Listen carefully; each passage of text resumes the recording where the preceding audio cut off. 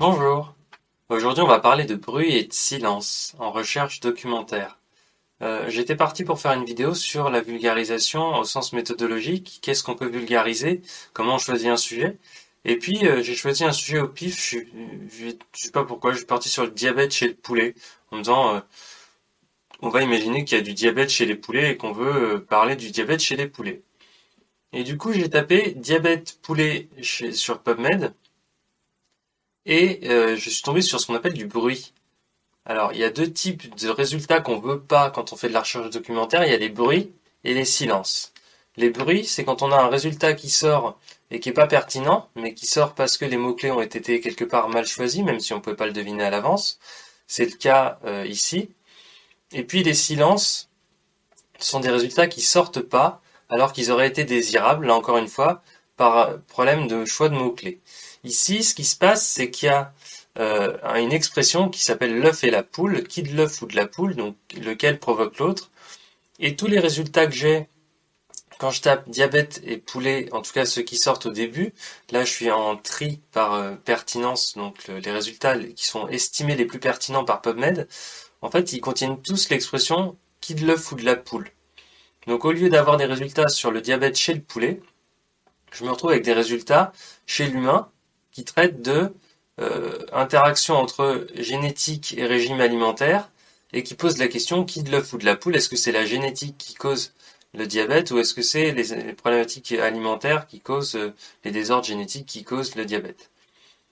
Donc là on a un bel exemple de bruit et pour vérifier pour regarder si en fait il y avait des résultats pertinents, s'il y avait du diabète chez les poulets, j'ai continué ma recherche. Donc j'ai fait une recherche avec volaille à la place de poulet. Poultry en anglais c'est volaille. Donc j'ai cherché diabète et volaille. En disant comme ça je m'évite l'expression qui de l'œuf ou de la poule. Et je tombe sur la consommation de viande rouge et de poulet et de poisson et le risque de diabète. Étude prospective de 9 ans dans une cohorte en Chine. Et puis, dans les résultats, il y a quoi d'autre? Du coup, il y a consommation de viande et de volaille chez les végétariens, ça. Donc, on est encore sur des résultats qui ne vont pas.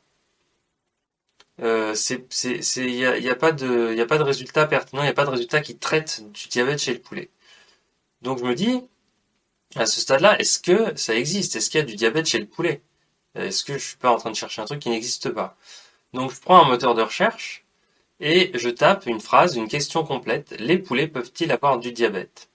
Et puis, donc encore une fois, je tombe sur des résultats. Alors, il y a quand même près d'1 million de résultats qui disent manger trop de viande de volaille augmente le risque de 3 petits points. Donc, on s'imagine que ça peut être diabète. Derrière, j'ai la meilleure source de protéines pour les malades du diabète. Manger une poitrine de poulet sans peau est une des meilleures façons de consommer de la viande pauvre en lipides. Diabétique, manger du poulet. Donc, on est encore sur des, des informations chez l'homme, en fait. C'est encore, il y a encore du silence, ou en tout cas, si l'information que je cherche existe, s'il y a bien du diabète chez le poulet, je n'arrive pas à la trouver. Dans ces cas-là, quand je fais des recherches, j'utilise les guillemets du 3 sur le clavier pour forcer un terme. Donc j'ai tapé diabetes in poultry, donc le diabète dans la volaille, en forçant avec des guillemets.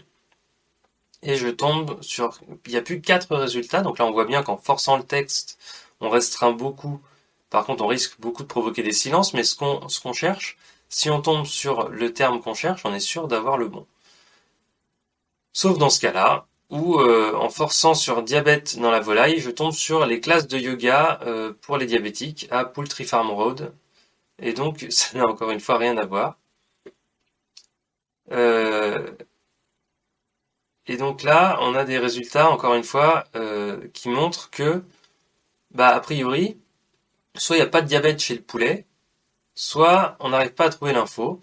Et en regardant les trucs sur la classe de yoga, on se rend compte que de toute façon, les résultats sont absolument pas pertinents, malgré le forçage des termes avec les guillemets. Donc tout ça pour vous parler de bruit et de silence. Donc pensez bien, quand vous faites une recherche, à réfléchir à chaque mot-clé. Par exemple, si vous faites des recherches sur les requins et que vous tapez la roussette, qui est le nom du chien de mer, le petit requin qu'on a sur les côtes françaises, que par exemple ça peut être une chauve-souris aussi. Donc à chaque fois que vous avez un terme de recherche, quand vous avez vos premiers résultats, On épluche les premiers résultats et on regarde s'il y a du bruit ou s'il y a du bruit en tout cas.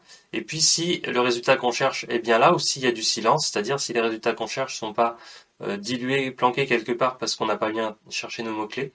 Très important de vérifier son set de mots-clés, faire un tour sur les 10-20 premiers résultats et de regarder ce qui va pas dans les résultats pour relancer une requête un peu affinée pour sortir les meilleurs articles pour faire son petit épisode de vulgarisation ou en tout cas préparer ses contenus.